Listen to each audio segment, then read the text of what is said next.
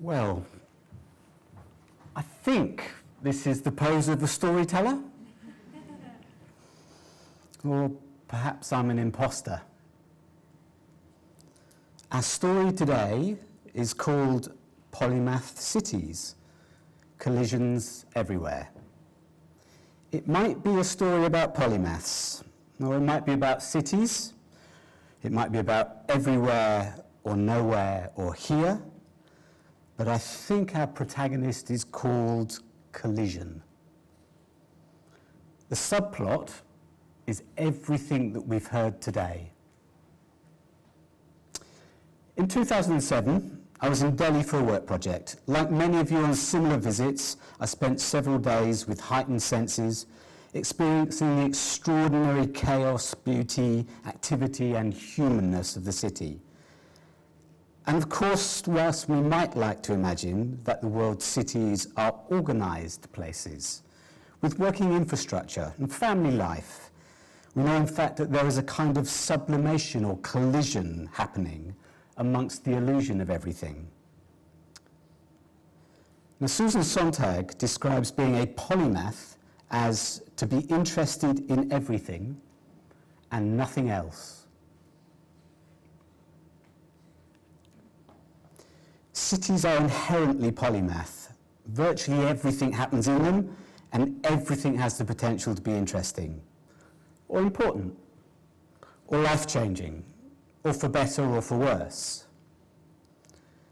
And we are trained to think about that, or in fact to counter the polymathy of cities, or their complexity, by dissecting and atomizing it. We are informed that every component of the complex city can be broken down to yet further complexity. We might quickly think of things, we've heard about these today actually, like the food system, from production in far-off farmers' fields to our dinner plates, or the energy system, from fracking to warm, cosy houses, or even how on a winter's afternoon we walk from a friend's apartment on a cold day via a pavement and then a road and then a park, through a high street, past some shops and so on. So there's lots going on. And if everyone here were to imagine or choose an ordinary daily task and map its complexities, we would quickly fill this room with amazing, spidery mind maps, or rabbit warrens of thoughts and interactions. There would be collisions everywhere. We might also think of each of these mind maps and the components that make them up as a kind of story or a narrative that appears to start somewhere, the seed planted in the farmer's field, for example, that then has a meandering but inherently linear journey to the taste of food in your mouth.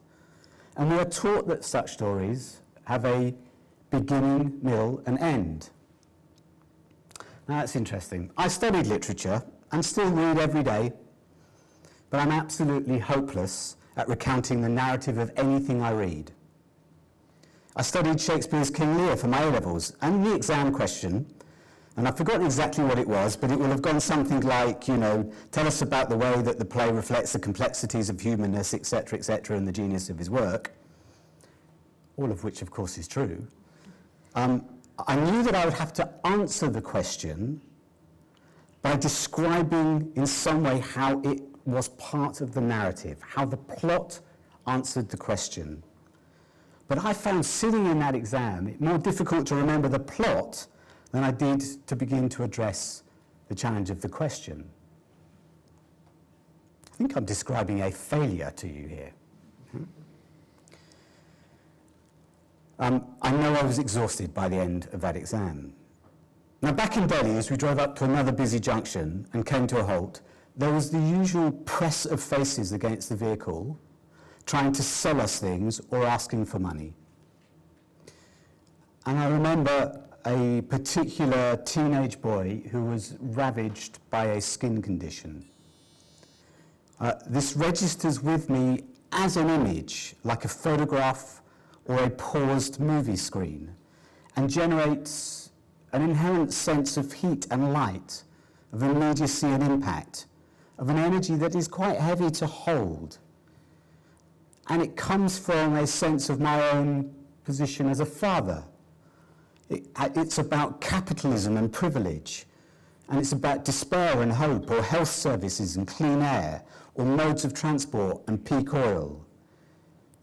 In other words, in that image, there is a lot of collision going on. I'm absolutely certain that all of you carry similar images. But of course, most of our images are not of faraway places or the landscapes of old plays. They are the ones that you've experienced, generated, and have already sublimated today. You've immediately accepted their complexity and moved on with your day.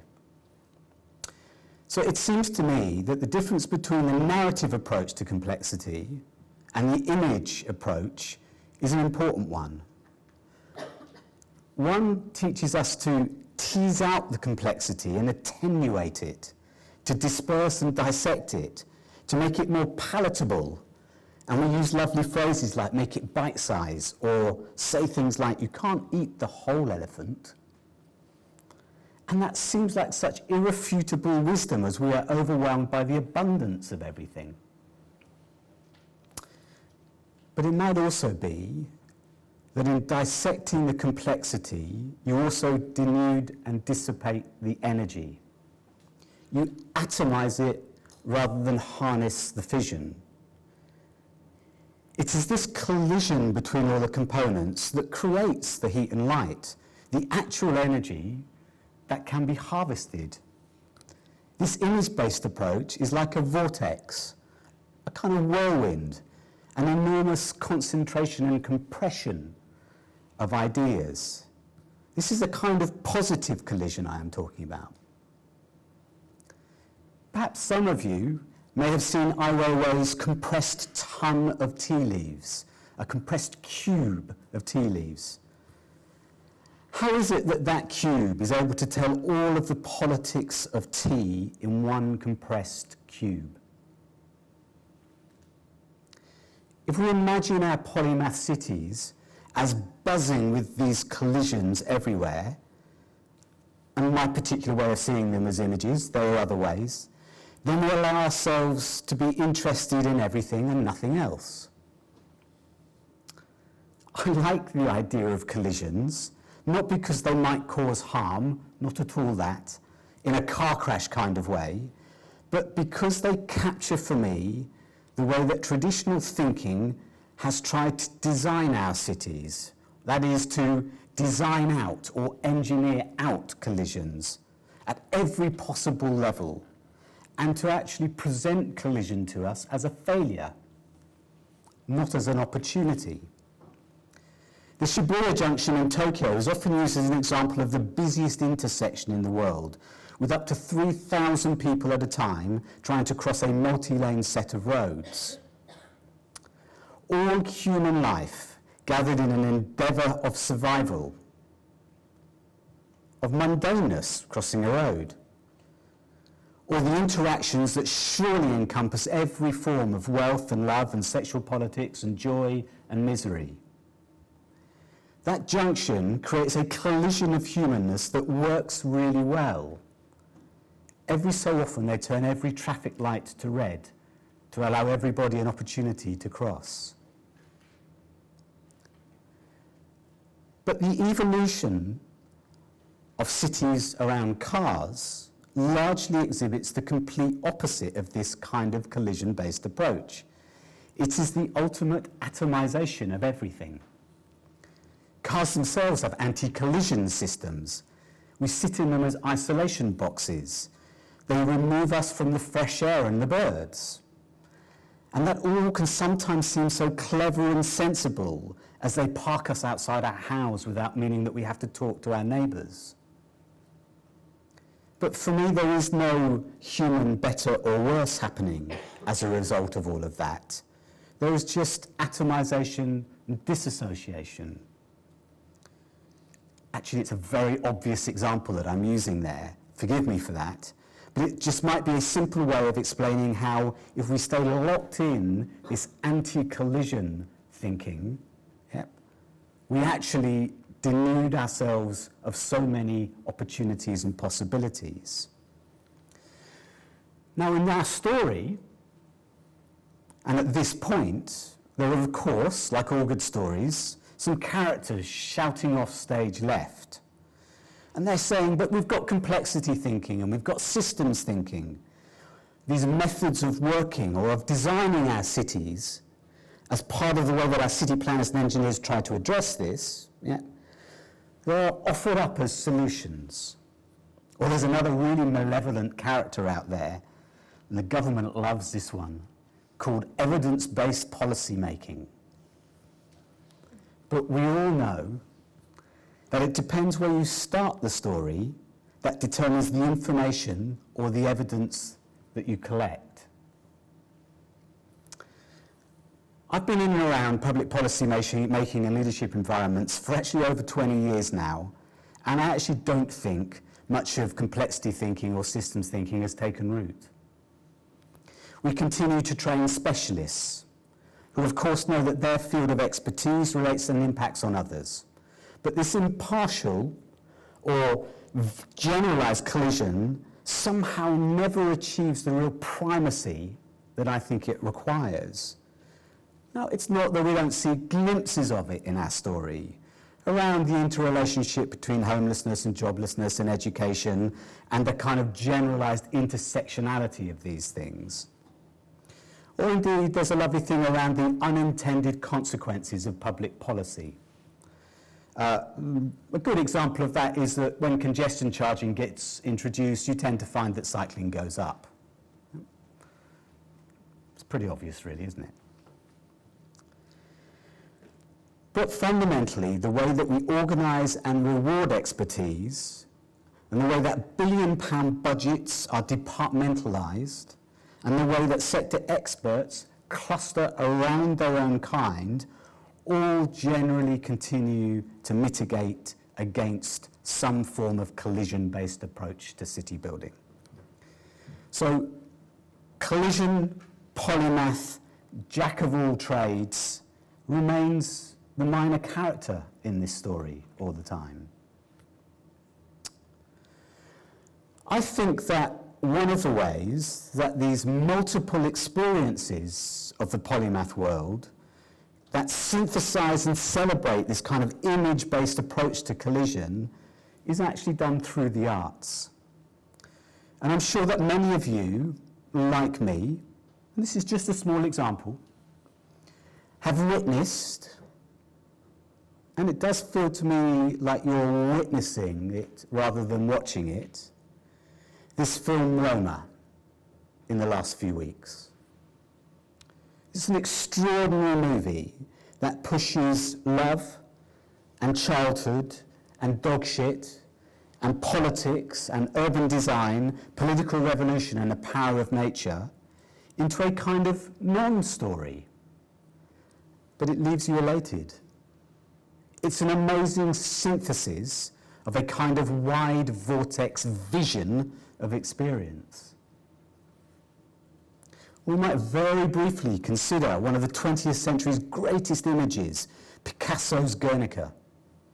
An image of such power, complexity, movement, love, devastation, that it seemingly holds atrocity and hope together in some kind of beautiful tension.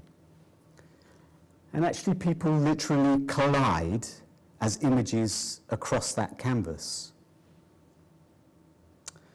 I think I'm calling for a kind of celebration of the collision between things, instead of a rush to dissection or a panic to stop things colliding, to disarm that anti-collision device, and in so doing move to a policy of plenitude and of abundant intersectionality. We might call this a kind of celebration of the grey space, a kind of vividness that the best art exemplifies. In dialogues about understanding different kinds of leadership, there is often a discussion about the need to be comfortable with uncertainty. Or in the language of this story, where various different things appear to collide, we need to get comfortable that we don't know everything. I might suggest that actually there is no other choice.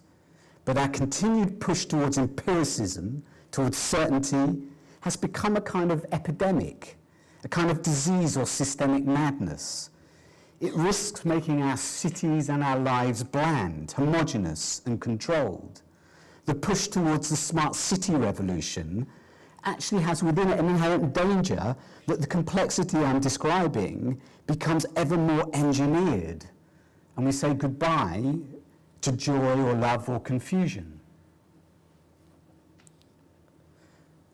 I think our cities, at their best, can give the lie to all of this. Everything collides here, for better or worse. And there is a magic or a love song to a place or a city, like Birmingham, that emerges if you celebrate the inherent energy in things as they collide. It has tolerance, inconsistency, plenitude and abundance at its core. It allows ethics and personal choice to sit beside public policy and corporations. It allows technology to sit next to Whole Foods, or what is currently legal to sit beside emerging ideas. It allows the revisiting of ancient wisdom to meet the dreams of childhood. So perhaps our cities should be places where we celebrate and engineer a philosophy of collision on every corner. And in so doing, instead of trying to engineer out the negative consequences of collisions, we build in a system of exploring the energy they create. Now, our character called Polymath says those collisions can be about gravitational waves, or university participation, about being biosocial, or plugging artificial intelligence in nature, or social dance, or soybean fields, or 550 parts per million.